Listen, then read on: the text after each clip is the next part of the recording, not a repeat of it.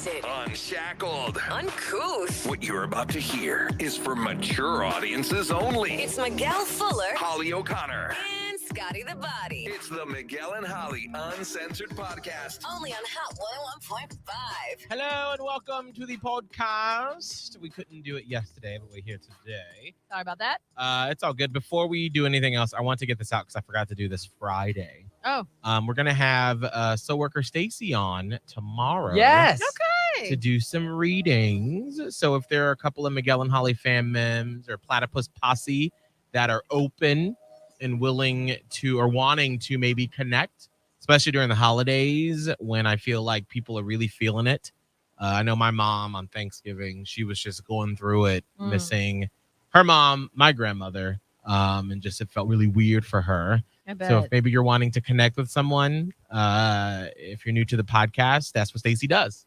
She can speak with the dead. Speak on it. Yeah. So just shoot me an email. The first two people, we'll grab you and we'll do it tomorrow.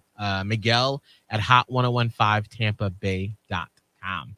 Holly, you had a hectic day yesterday. That's why we couldn't do the podcast because you had to shoot out of the show right after we were done for some family stuff. I did because my mom is not well. Like, it's just been this ongoing saga. And at this point, I'm like, what am I supposed to do? Yeah. And that's like where I find myself right now. And I mean, there's other stuff going on in life too, but like this is one of like, I would say I have three main things, and this is obviously one of the main three. So back in like July, when was it? I got to think when this started. I think it was back in July. Her neurologist, because, okay, to give you the quick backstory, if you're not aware, in 2017, my mom discovered this massive brain tumor. It was like totally accidental how we discovered this. And they like rushed her into surgery. And within like a few days of the discovery of said brain tumor, which by the way, it's a non-cancerous growth called a meningioma. And they're typically very slow growing. And hers was huge. So within like 3 days of her discovering this, she was like in surgery, having it removed. And that was one of those moments in life that there is a before and there's an after. And after, she was never the same person. She just wasn't. Like, she got some of the things back to a semblance of like sort of who she was. But I'm telling you, as someone who clearly has known this woman for like my whole life, obviously, she's not the same. Yeah. It was just not the same. And so she had like lots of difficulties physically, emotionally, and she can't speak as well. She just doesn't speak well. And that was, they said to me, expected after that first surgery. So she had been struggling with that for a while. Well, then fast forward to this past July, she has a neurologist that she sees frequently, to keep up with brain stuff. And once she'd gotten that massive tumor removed and like the brain kind of moved back into where it was supposed to be, like we do MRIs pretty much once a year. In 2018, everything looked clear, good. The brain was doing well. And then I guess we skipped out of 2019. And like the doctor we went to yesterday for my mom was like, what happened? I'm like, I don't even know. I'm like, I'm following the neurologist's footsteps. Like, I don't know. Someone help me. Like, I don't know. You're the brain doctor. Or this guy is. This different guy. And he's like, it happens. So she went and got an MRI in 2020. And they did tell me at that time that they thought there was a small growth at that time, but don't even worry about it. It's probably nothing. And we were like, all right. Then in July, she had another MRI, July 2021. And they're like, you need to put a neurosurgeon on standby. And I'm like, what? I haven't seen anything. We haven't had an office visit with this neurologist since like 2019. And I'm like, can we at least see something? We never did. And then they called me back and they're like, well, let's do another MRI and then we'll put you in touch with a brain surgeon. And I was like, all right, so just wait, schedule an MRI. Like what? That was supposed to be the plan. She was supposed to have an MRI last week or the week before. They called me. And when I say they, I mean Aetna calls me. Sorry, I just name checked the insurance company. That's fine. But they called me and they were like, got some yeah, we things, can't too. approve this MRI. So they were like, well, we'll send you paperwork on it. And of course, the MRI place is like, well, we can't do it. Sorry. I'm like, okay. So we're not getting that MRI done. And then finally, like through a couple different channels, we got in touch with the neurosurgeon, a new brain surgeon. And that was why I had to hightail it out of here yesterday, because I told them, I'm like, I can't get another MRI. The insurance company denied it, probably because it's not even been 6 months since the one in July. Oh, And he's like, oh, well, I'll just use the one in July. So he looked at it. He's like, get her in. So we had to leave. Like, it was like at 11 o'clock yesterday morning. So I couldn't stay. We couldn't do the podcast. Yeah. So we go to this brain surgeon's office. I finally see the MRI, the scan from July. I don't know how my mother's body does this. Mm.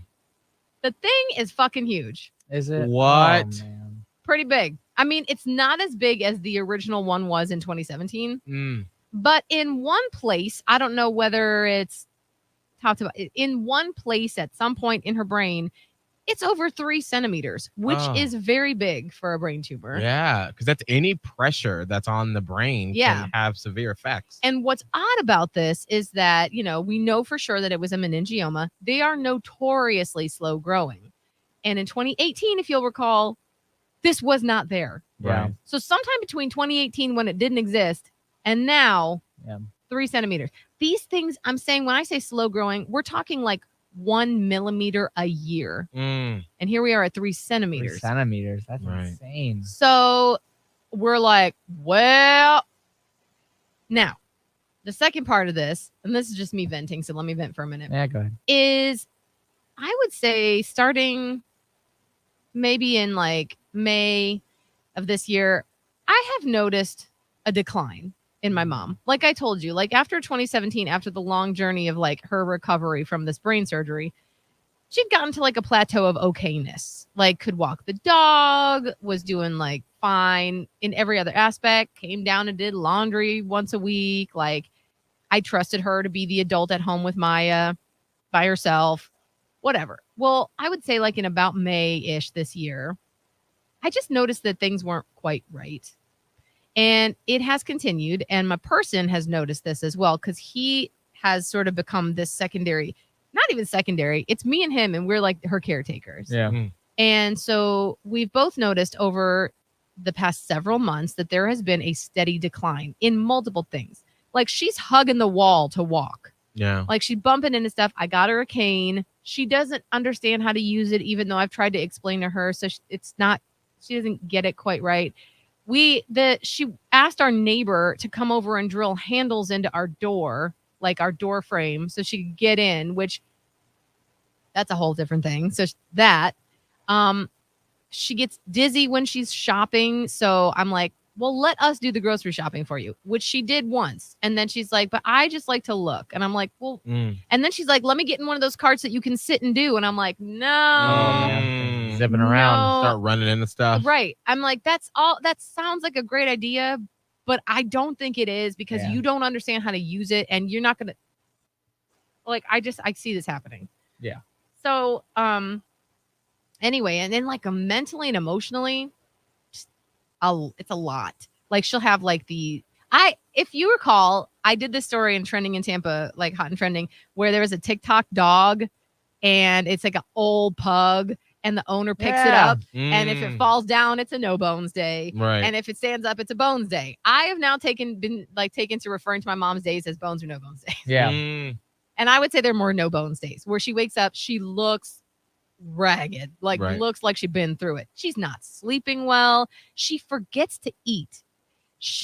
I was in her kitchen, and she's got like a garbage bag that she had tied up and kept at the bottom. Then there's some trash. Then there's another garbage bag. And I'm just like, the fuck is this? Like, so it's difficult when you don't know what to do and you're trying to do your best. Right. So I tell the doctor this yesterday. I'm like, she's not doing well. And he's like, okay, so tell me what that means. We went through the whole thing of it. And he's like, do you have any tingling in your arms or legs? Especially because this new tumor is on the right. Everything in the brain happens opposite. Yeah. So like the right side of your brain impacts the left side of your body. He's like, specifically on the left side, do you have weirdness in your pain, tingling, numbness in your arms and legs? No. And she doesn't. If she ever complains of anything, it's on the right side. And I'm like, okay, that's weird. He's like, okay, so see where this tumor is. He's showing me. He's like, mainly this impacts things like your motor strip, or like things that would impact you physically on your arm and leg or whatever. And I'm like, okay, no, no, don't have that, but like the emotions and the mood and like the forgetting to eat and I'm listing all these other things, the stuff that we're having the most trouble with. And he's like, it's probably not really impacted by this tumor. And I'm like, What does that mean? Oh, no. okay, well, so the outcome of the doctor's visit yesterday, at least I saw the thing. We have a new brain surgeon. Hooray. And he's like, it was probably within 6 months. So maybe you can get an approval for a new MRI in January. That'll be 6 months. He's like, get the new MRI in January. And I want to see her back here in February because we got to see what has happened between July and now with this tumor. Is it getting bigger? I kind of think it probably might be. Or is it stabilized? What is it doing? So I'm like, that's what we left with. We're going to get an MRI in January, seeing this doctor again in February. I already have the appointment. So, but as we go home, my person and I like put my mom back upstairs. He gets her lunch and we have the two of us get back together in our kitchen. And we're like, well, what the fuck is this? I'm like, where is this coming from? Right. And I'm like, these are dementia symptoms. This is what these are. But like, no one has even said anything about this potential diagnosis. Right. Like she had a memory and cognition test, which is like a 30-minute like Q&A type of thing with her neurologist. I think this summer, maybe even in the fall. I think I messaged you guys about it. Yeah. And although it was a little rough, once we were done, they were like, okay, well, you're within the normal bounds. And I'm like, to me, this is not fucking normal. You're like, something is not right here. Right. And I'm like, if it's not this tumor, then I don't know what it is. And then I'm like, okay, so in my mind, we're going to have this come out via surgery. There's Right. not many options. The options are wait and see, radiation, which she really doesn't qualify, not really, because it's kind of too big for that now.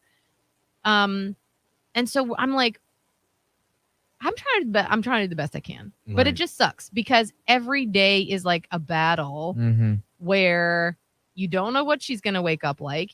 It's impacting our household. It's impacting me as a human and as a daughter who doesn't even recognize her mother anymore. And it's impacting my kid. Like my mom yesterday, right before this doctor's appointment, had this massive blow up because Maya's dad came to pick her up for school and knocked on the door, woke my mom up, and she came downstairs. This is the epitome of she woke up and chose violence. Oh, Like she woke up. Maya was like late. My person's like, you need to hurry up because when your dad comes, you got to be ready to get out the door. And my mom turned to my person and was like, you're terrible, like screaming. And he's like, I have never seen her like that before. Oh. And she was like screaming at him. She's like, you leave Maya alone. And I'm like, and she's like, Maya doesn't need to take her time or hurry up. And Maya's like, actually, I do have to hurry. Oh, I gotta go. actually. I know. And she's like, my mom is yelling at my person. And like, it just turned into like this huge thing. Later on, she's like acting like nothing happened. So I had to sit her down and be like, I heard what happened today. I know maybe you were a little startled with the door knock, but you can't do that. Like, that's not appropriate.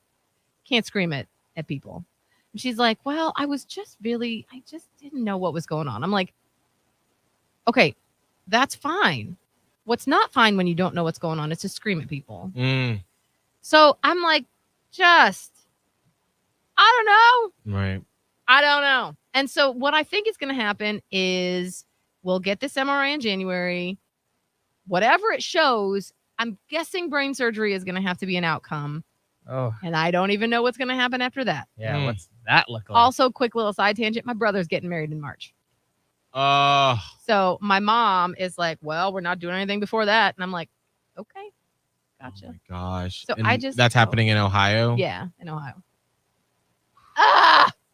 Jeez. When I tell you all of the things in my life are happening all at once, always, Yeah. it's just like stuff and things. So It is a season right now that it's like I always say, the clouds are gathering for something. I agree. And one of my friends calls it being in the chute. which I guess is like a racing term or like some sporting term, something. Mhm. It's like when you're about to go. I think it's Right. when like the horse is in Yeah, the the horse box is waiting there. for the Mhm. horse race. Like they're in the chute and they're nervous energy because the thing is about to lift and they're about to go race. I feel like I've been in the chute since like October. Yeah. Yeah, well, And it's a long time. gathering. I Mhm. feel like I've been in the chute for more than that, but like the actual chute. Shoot. Right. Where it's like It's race now time. it's about to go down. No, Yeah. I definitely feel that. It Right. it feels like because I felt like for 2020, like life just stopped and it Yeah. was just like quiet. And it was like nice at first to just be able to like sit and reflect and breathe. And then like 2021, things started to like heat up at the Mhm. beginning of the year. And it was just like zoo, zoo. And then like I felt it because I Mhm. remember saying that in like the spring, summer, I was like, I feel like something's happening. Like the clouds are gathering. And then now it's just like it's come to a thunderous apex of a climax of something where it's like, well, some shit's about to go down. Yeah. I just don't know what it is. There's just all these things that are, it's like, I feel like it's a house of cards where it's like all these things are precariously sitting on top of one another, both in my personal life and with my mom and with work. And like, I'm like, when does it end? How does it end? I feel like it's the that's- Truman Show, Right. almost. Right. What's going to happen? Right. I What's the don't outcome? know. Part of it is exciting. Part of it is scary. Part of it is just the anticipation is so great. I just want it to end. I think one of the craziest things about getting older and having to make big decisions is like there's so much more at stake now.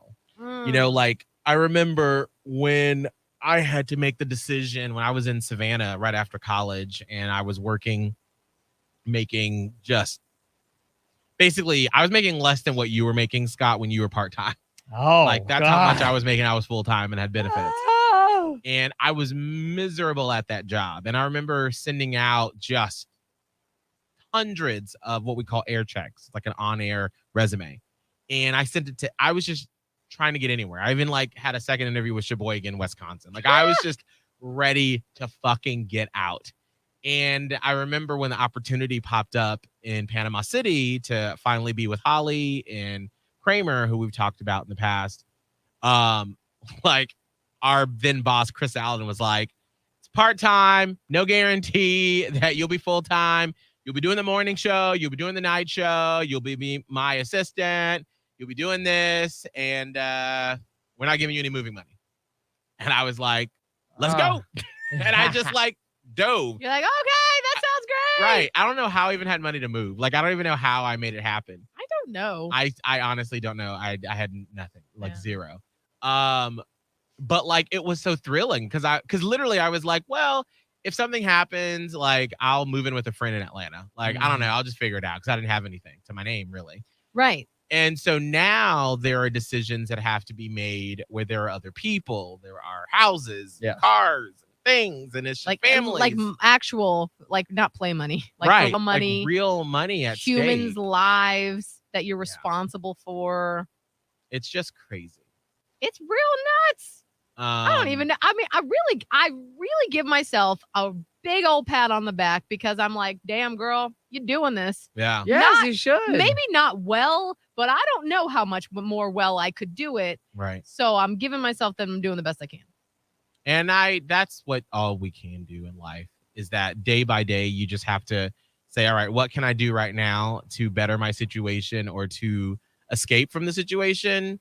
Because I feel like that's something that I've been sort of working through over the past few months that stuff has gotten crazy is realizing that I don't always just have to like bear down and like just be beaten up every day and like just sit in the crazy. Like if I need to just escape and turn my phone off and go read a book or go get a massage and just ignore life for a little bit. Yeah. That's okay. Yeah. Yeah. Well, not only is that okay, that is self-care. Yes, Right. it is. Unplugging yourself, which a friend of mine yesterday was like, what are you doing for yourself? I'm like, ha! Who? Ah! But I mean, like things I even don't want to do. Like, for example, today, after we get finished with this, I have a hair appointment that I have thought multiple times about canceling, but I'm like, I got to go. Because part of, like, thank goodness we have this job necessarily, because part of what I feel like is my responsibility as part of my job is to at least keep myself not looking raggedy. So if that means I got to go get something done with my hair every 6 to 8 weeks, that's what it means. And that's what I'm going to do. And that is solely for me. A little bit for my job, but also me. So I got to do it. And I'm forcing myself to. Oh, absolutely. Scott, how are you? How are you? Man, mine does not compare to any of y'all's. What the heck? No, I'm glad. Please, God. We do not all need to be going through it in the same time. And I'm like, I thought about you, Scott, yesterday because I was having a tough moment. And I thought to myself, you know who I'm glad for? Scott Tavlin. Oh. Scott's been through some shit. It's not like you've never been through shit. You've been through so much. And for you, again, all at once, right? Last year. Yes.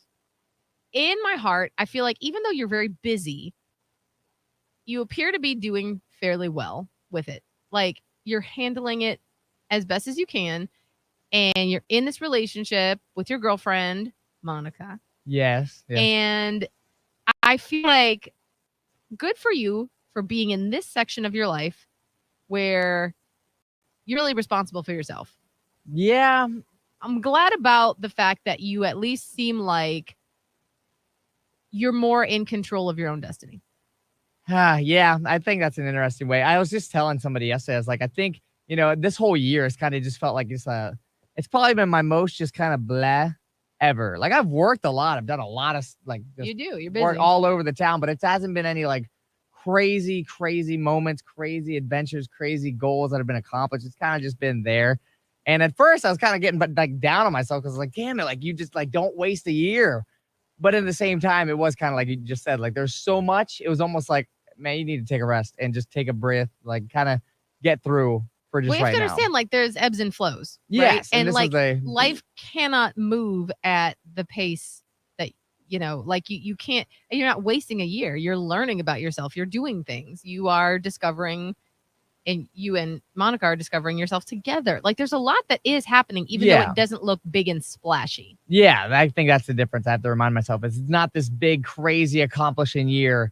It was more of like a down year to kind of just sit and like catch a breath and reflect on things. And I think at this point, like you just said, like I think I've maintained pretty well. But I will say honestly, I think the wheels are starting to come off a little bit, and I gotta get back to like taking care of myself. What do you mean? Well, I noticed myself going through those like the same kind of like dips that I was going through in the beginning of the year, and like we talked about it a little on the podcast where I go in these deep, just sad thoughts, and I go and I think about all the things that have happened and the losses that I've had, and there's long periods of time where it doesn't bother me, but then when sometimes it hits and it feels like literally nothing matters.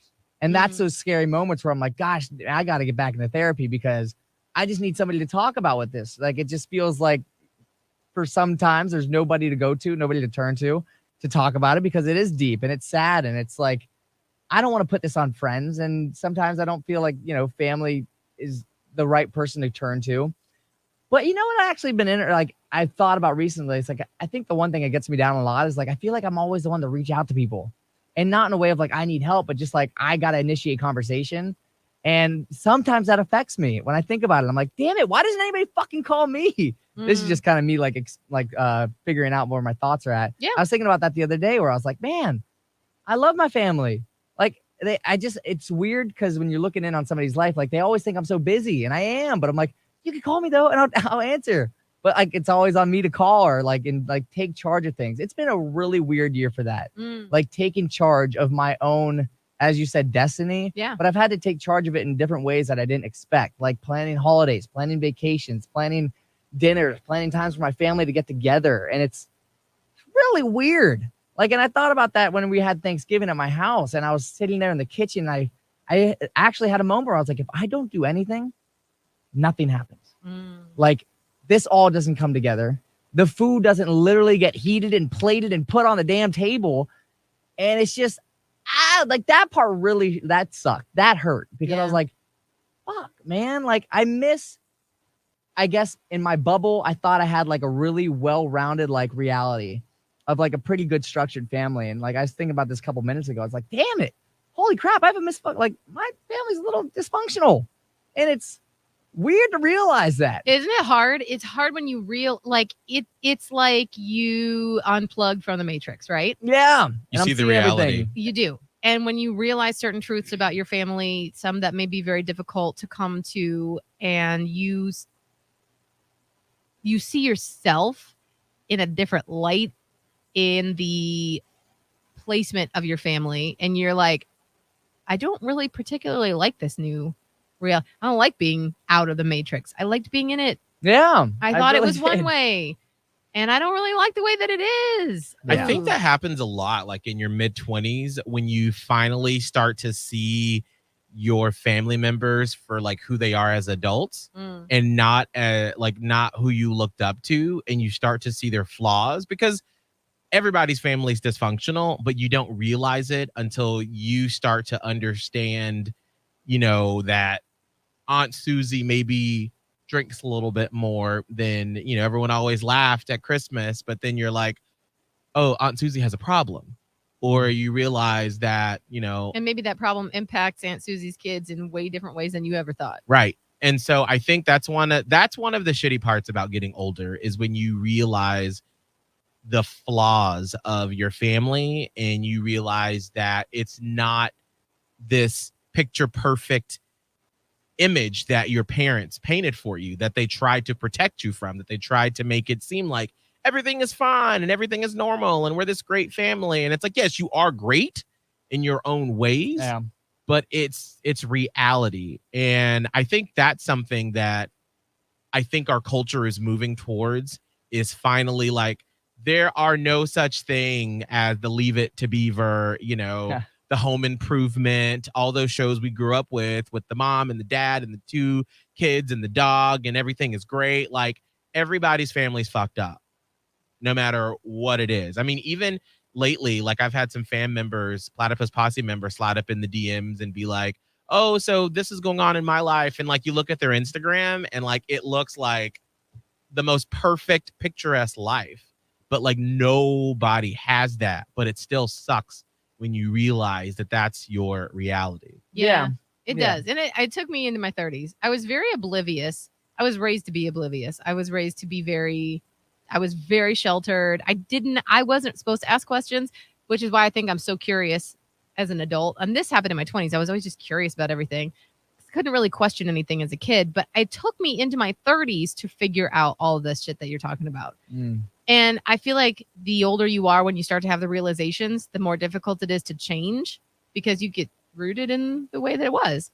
And it's just so weird when you realize you are an adult and it's your responsibility now to do things. Yeah. That part, like, it literally, like, I literally look at my family now. I'm like, oh my God. Like, it's hard. As I probably told y'all behind the scenes, like, I feel like the little piece of glue in the middle that's like keeping everything together. Like, I remember like growing up, like my family, like upcoming holidays, like this is going to be a weird one because, we used to always go to like North Carolina to visit my mom's family. Mm-hmm. And that was the thing. That was just what the family did. Or for Thanksgiving, we'd go down and see my other grandma. And it's like, okay, well, she's passed. My mom's passed. So now it's like, I still have my mom's family, but like, we don't all go. Last Right. year, I was the only one to go. This year, my brother's going, but my dad's not going. Yeah. And I'm like, it just doesn't feel right anymore. It's just now it's just like this scattered pick and choose game, which I hate. Mhm. I really don't like it. And it's just bothersome because I'm like, damn it. Like back in the day, it would just be so easy. I knew like I'd get everybody together, but now I got to pick and choose like who I see when I see them. And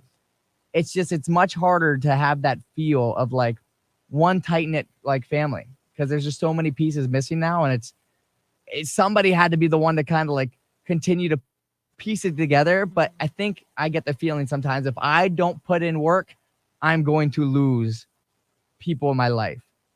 And that goes for friends and family. Like there's definitely friendships I have right now where like I'm getting pissed off at them because I'm like, dude, like we were talking every day. And now you got like, dude, okay, like we don't need to talk. That's cool. Like, do you? But it just feels weird if like I was there for everything you needed. And then all of a sudden, nothing. Now that you got, okay. Like all right. It's weird. It's just a weird transitioning time. And I don't like being the only one that's always putting in work for relationships, either family or friends. And I feel like I'm at a point where I just have to start making choices where it's like either I'm going to continue putting in work I'm just going to wait. And I don't know how long I want to wait for. Yeah. I think when it comes to your family, you get to like sort of make your own reality sometimes, where you can choose, do you want to be the person that puts stuff together, or do you want to like make your own new family? And I guess like as a gay person, like that's something that so many of us, that's why Holly, has always made fun of me, because like wherever we've like moved, I like instantly, it's like, how do you have like all these people that you like roll deep with and that you run with? It happens. The reason I say that is because it happens real fast. Right. It's like, boom. And that's because like gay people, usually as soon as we leave for high school, we leave after high school, we're ready to form our new family, because we want to truly be ourselves. And even like my family, when I go home, like I told Abe, I'm like, you're going to see me like you've never seen me before. Like even with your family, because your family knows me as Miguel's partner or Abe's partner, and they like see me on social media with the radio show and all this stuff. But like my family still don't really know me that way. And so when I go home, like I'm quiet. I literally only speak unless I'm spoken to. And so I decided a long time ago that I would create my own family wherever I go. And so that's how I have, here in Tampa Bay and in Panama City and in Savannah and College. And so you can choose that if you want to be that person that puts it together, but it's okay if you don't want to be that person. Yeah. I mean, it's just, if you feel like it's a burden. Yeah. It's not even a burden. I think that it's just the scary thing is like, I guess I realized like all of a sudden my family went from like, normal size to like, I got a small ass family now. Like I could fit them like within two hands. I could count everybody on my family. And like that part's just wild because the majority of my family lives in another state. So I'm like, Whereas for someone who has grown up only knowing that and loving that, right, to suddenly not have it is that's like a mind fuck. Yeah, it really was. I think it all just comes down to like I became like kind of like a centerpiece where like I wasn't. Like my mom was the one that kept us all connected. Everybody in line, everything was happening, what were the updates between families. And now it's like, no anchor, nobody in the center. Who's the most talkative that could actually get everybody back to get like connected? Me. Yeah. I'm like, And you didn't ask for that role. No, I didn't expect it at this. There's things happening and you realize people are getting older and there's only like, again, like limited time. And you're like, oh crap. Okay. I know. What do I want to do at this time? And that's why it's like, okay, this holiday season is just going to be weird coming up. It's like, I'm going to go see family up there, but I also got to make time to see my dad because he's not going. And then like, how am I going to get that time? And then on top of it, do I get any time to go visit friends in the long run of it? And in your early 20s, that's such a difficult conversation to have. And so you're dealing with something that you shouldn't have had to deal with because you lost your mom so young. Like that's not something that someone in their 20s like you should have to deal with. That's like an older person's situation. Right. So not only are you have to dealing with that, but you have the normal stuff that comes along with it. Like I would say a normal part of these early 20s that's confusing and kind of sucks is who of the friend group do we still see? Who's breaking apart? Like, is it family? Is it friends? Like, how do I do this? But so you're dealing with all of that, which is difficult. Oh yeah, that's a pain in the ass right now. And the other heavier stuff of having lost your mom. Yeah. So that's the weird transition. So it's like now I think like last year was just kind of like so much like blank, like just kind of like numb going through it. And then this year it's actually starting to all come to a full circle where it's like, oh wow, like this is now the reality. As you talked about Holly earlier, like there was a then and there's a now and the difference. And you saw it within your mom. And it's like that was literally like how I looked at this year. I was like, oh my God, like this is the new reality. Yeah. We had that. And now this is what it is. Mm-hmm. Yeah. And still trying to figure it out. But I think just to plan, it won't give you any comfort, but it's something to just sort of, because no one ever told me this back then, is the friends that you may be frustrated with now because maybe, they met someone new or they got a new job or there's something that's taking them away from the normal pace of your friendship. That person will probably be in your life forever. Yeah. And that's something that one of my friends, John, had a hard time with when we all left college, is because we were all around each other all the time. And then as we all splintered off and moved to different places and we didn't call and check up on each other all the time because life happens and you start to get more responsibilities and you can't always my first forethought isn't always to call and check in on a friend because I'm just trying to like get through the day with whatever's happening. Yeah. But when that person calls, I'm like, I'm here. Let's talk. I'm attentive. I'm listening, and I want to know everything. But you can always pick up where you left off. That's true. And it's like no time has passed. Like I said, it won't give you any comfort now, but just know that like those will be the people that will be the people in your wedding, will be the people that when you're going through tough times in the future and you don't know who to talk to and you're like, oh my God, I just need to vent. Oh my God, let me call this person who I haven't talked to in 6 months. And it's okay because you have that relationship and it'll be fun to them to like hear the updates in your life, even when it comes to like the really hard times, you know? That's true. That is a reminder because it is one of those like pick up where you like, you Yeah. know, you just left off, even though it could have been a couple weeks, couple Man, I months. love those relationships. Yeah. I don't have it's hard for me to not have those types because I don't have the capacity. And I was going to say to you, like, I know it's super frustrating for you to be the reacher outer, but and this not goes for everybody, but for someone like me, most of my friends are the reacher outers. I'm the worst because I don't know, of the way I am, like my constitution of humanness. I don't know what it is. Like, I would like to reach out to people more often, but I often don't. And I couldn't even really tell you why. There's probably a lot of different reasons, but it all culminates into I'm not the reacher outer. And I usually end up just feeling bad that my friends are always the one that have to reach out. But I'm so glad that they do because it's not that I don't want to like continue a friendship with them. I do desperately. I'm just a person that doesn't do it as much. So if they eventually get sick of my shit and they leave, I'm sad. And like I'll really try and get my shit together and reach out more often. It'll probably fall away though because I'm not built for that. And I've come to understand that about myself. And if someone is like, if you're never going to reach out to me, we can't be friends. I'm like, okay, I understand that. And I'm not mad about it. Like, do I want to continue to be your friend? Absolutely. But I can't be the friend that you need. So I would rather not hurt you. And that's okay. Like, I'm okay with that. I do reach out sometimes, but the people that I see most often, hang out with most often, they basically have to pull me out. And I'm thankful for them. I'm so thankful for them. So I don't know. I don't think that your friend, like some people are just dicks and they're like, I'm not going to hang out with you. So there's lots of reasons why people do it. But sometimes a person like me is just weird. And thank you for being the person that reaches out. It's good to know, though. That's a great reminder. It's like some people do just kind of wait. Because I used to be like that, too. Like, okay, I'm just going to wait. And I was like, wait, let me kind of, I'll put myself out there because you may have life and I'm thinking about it right now. And not having that thought of like, well, because like so long growing up, I always had like that imposter, like of like, or like intruder syndrome where I'm like, oh, I don't want to invite myself or step into your phone call or step into your life. Or I'm like, wait, no, I don't really worry about that so much anymore because the people in my circle, like, you know, love each other and never would be a problem. Just kind of walk up and be like, yo, what up? You good? Quick text. And so that's a good reminder. Yeah. I just keep doing it. Like I think you'll know eventually. You'll know by like, if you reach out and people don't follow through and, you know, they're slow to respond. They're not like hitting you back. It may be a very subtle thing, but you'll notice it and be like, maybe they're not in a place where they can continue this relationship right now. So that's the people that you don't have to expend any more energy on. Yeah, put it on let pause. them do what let them deal with their shit. That's okay. But like for the most part, I keep up when the people that reach out to me. Right. Like it might take me a second.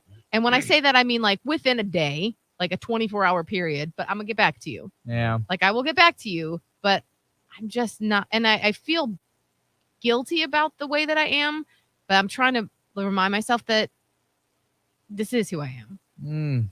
And it sucks probably. Ugh. Maybe that's one of my, what do they call it? My character flaws or whatever it is. Like I'm not a good reacher out. But I mean, I feel like it's sort of like a love language where it's like, you know, as soon as, you know, one of my friends, like I think about my friend Corey, who like in the years since we've lived together in college, like I don't think I've ever called her out of the blue to say hi. Oh. But when she calls me, I'm like, how's your husband? How are the chickens? How's the baking? You Like, got chickens? I want to know about everything. Yeah. But like, I just, like Holly said, like usually my mind is focused on like, what are we doing with the show? Because I got a 4-hour thing to fill every day. And so my mind is filled with that. And then, as I've gotten older and, now with a partner and household and all that other stuff, like now my mind is even more populated. And I'm sure because they're probably going to have a kid here very soon, like her calls will be less and less. So then it's like, I'll have to remind myself to be like, hey, let me just call Corey and just check in really quick, Oh, yeah. So it's sort of like a give and take of like how it is. It's like the love language of things. Like I know, how Abe and I work. Like he's never gonna just like during the day be like, hey honey, how are you?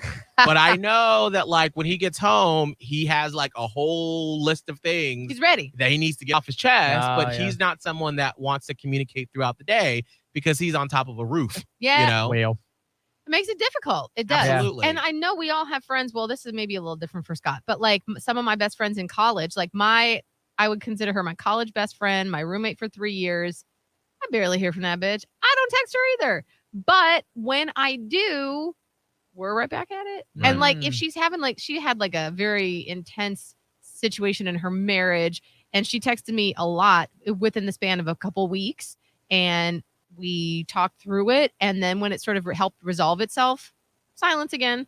Was I mad? Not even a little bit. Like we both have the understanding that like we're still, if I had some dire need and the only person that I knew could help me was her and I called her at 2 a.m, bitch would answer. Right. Like it's that thing. It sounds very cliche to say that, but some friends in your life, they're that way. yeah. I have another friend from college. She reaches out on a fairly consistent basis, at least once every 3 weeks ish. And what's cool is that it's usually something silly. Like she texted me the other day and she's like, oh, fuck, I missed it. She's like, hey, did you see they're doing a boy band Christmas special on Monday? It's on CBS. Did you know? I'm like, actually, I didn't know. She's like, tape it. I'm like, all right, let's set the DVR. Tape it. Get the VHS Yeah, out. tape it. She's Rewind the like, do tape. it. And then whatever. And that was it. Then I won't hear from her for like another 3 weeks. But there are these little like things, and I'm like, I'm in it with her. But every now and then I try to remind myself if something reminds me of her, send it immediately. That way she knows I'm still over here.